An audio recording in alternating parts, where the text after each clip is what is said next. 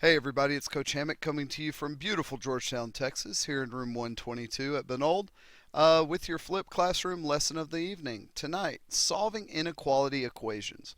What we've got here, guys, is we are talking about equations that use symbols other than the equal sign.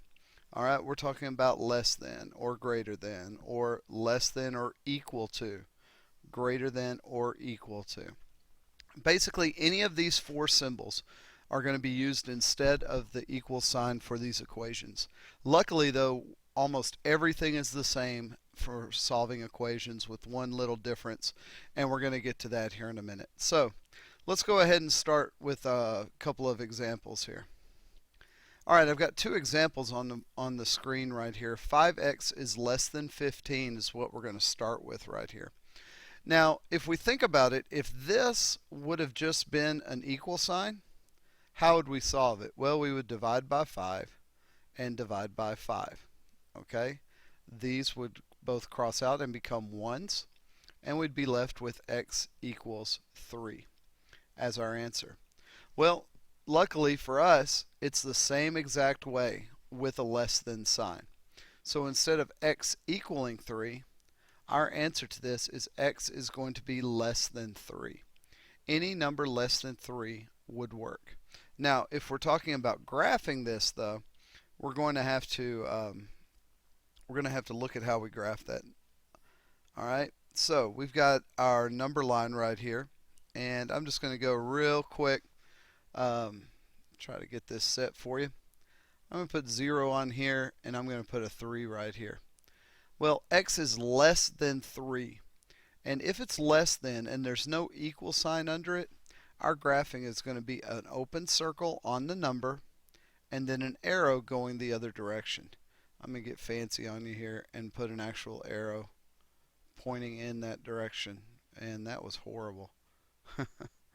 So anyway, we'll just run with it. All right, so we've got our line and then our arrow right there. And what it's going to do is it's going to come up and it's going to touch this open circle, saying it can't be 3. X is everything less than 3 right there. All right? And we'll have some more practice with that here in just a second. All right, so let's go to this. 3x plus 7 is greater than negative 14. So we're going to solve it the exact same way. We're going to subtract 7. This thing is giving me fits, everybody. There we go. All right. So we're going to subtract. Oh, my. There we go. I think I got it figured out now. We're going to subtract 7 and subtract 7 and solve. These cancel out. We're left with 3x is greater than negative 21. All right, so now, same way as solving them as before, divide by 3, divide by 3. X is going to be greater than negative 21 divided by a positive 3 is going to be a negative 7. All right, so if we were graphing this, I'm right here with my number line. Come back. I'm just going to put a 0 on here just for reference. And I'm going to bounce over here to negative 7. So if I was going to graph this, what I'm going to do is still no equal sign right here. So it's going to be an open circle on negative 7. And then it's greater than negative 7. So basically everything on this side is going to be an answer. And you don't have to do it like this. I'm just showing that all of these are answers, and it goes on to infinity. All right? So everything above negative 7 is going to be our answer on this question. Now, there's one thing we have to watch out for. Watch out when you divide by a negative. Dividing by a positive, nothing changes. When you divide by a negative, that's when you have to flip the signs. And yes, I said flip. All right, so right here we have 4 times the sum of negative x and 6 is less than or equal to negative 32. So what we're going to do, distribute out this, and we go to negative 4x plus 24 is less than or equal to negative 32. Next step, we're going to subtract 24 from both sides. Subtract 24 from both sides. And I want it to be a little bit neater, so I'm going to draw a straight line under this. Right there. Crosses out, crosses out. That zeroes out of that side. Negative 4x is less than or equal to. Now, since these are both negatives, we're going to add them together and keep that negative sign. So 2 and 4 is 6. 3 and 2 is 5. Negative 56. Now, when we divide by a negative, we have our negative 4 and our negative 4. What we have to do, it's going to be x, and before it was less than or equal to, now it's going to be greater than or equal to. Whenever you divide by a negative sign, you flip this sign. It points the other direction.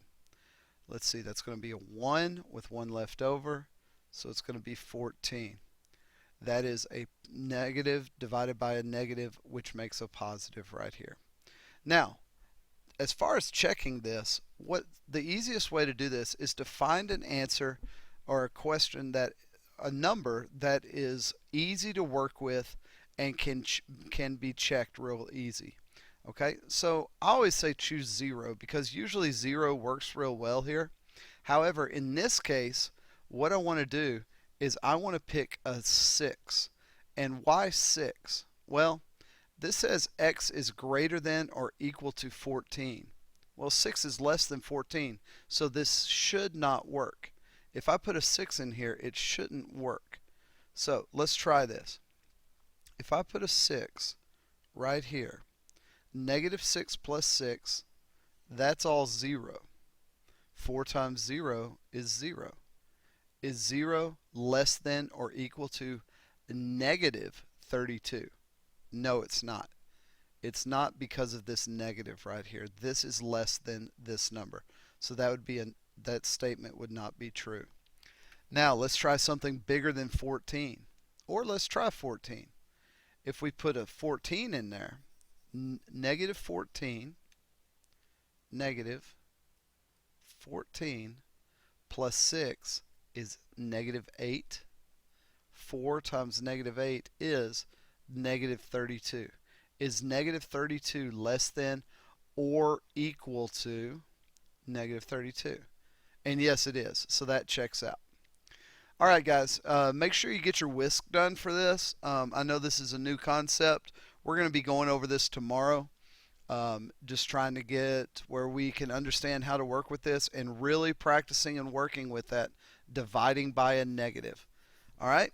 I hope you all have a great evening, and we'll see you tomorrow.